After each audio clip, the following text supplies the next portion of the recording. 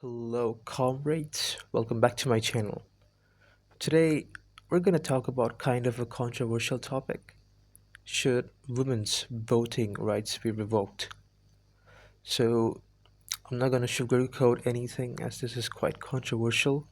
We'll talk about hard facts and we're going to take a neutral and factual and brutal, honest approach.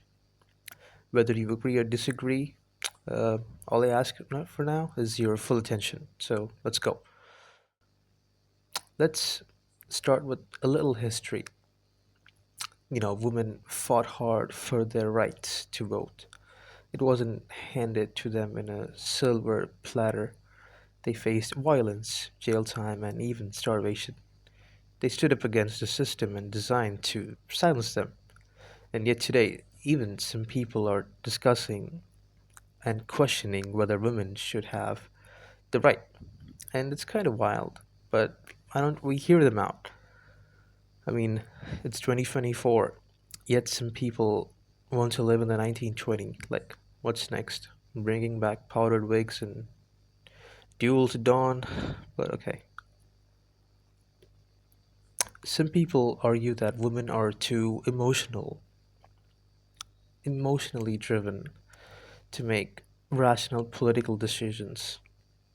They say that women are more likely to be influenced by emotions than facts. And you know what? The argument isn't new. It's just kind of repackaged. History tells us that denying rights often start with dehumanizing stereotypes.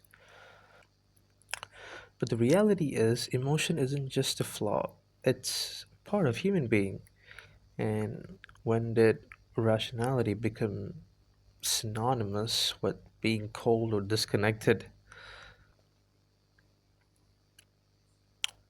And I think, yeah, that's how all authoritarian regimes begin, slowly taking away freedoms under the pretense of greater good.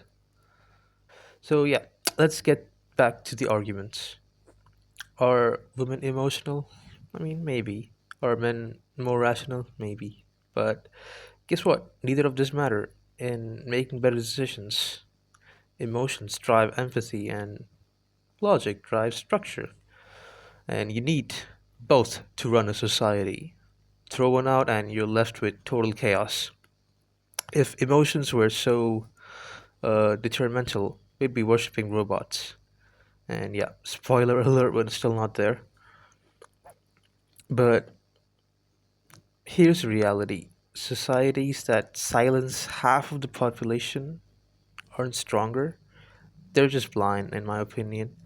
Denying rights isn't a sign of superiority, it's a sign of insecurity.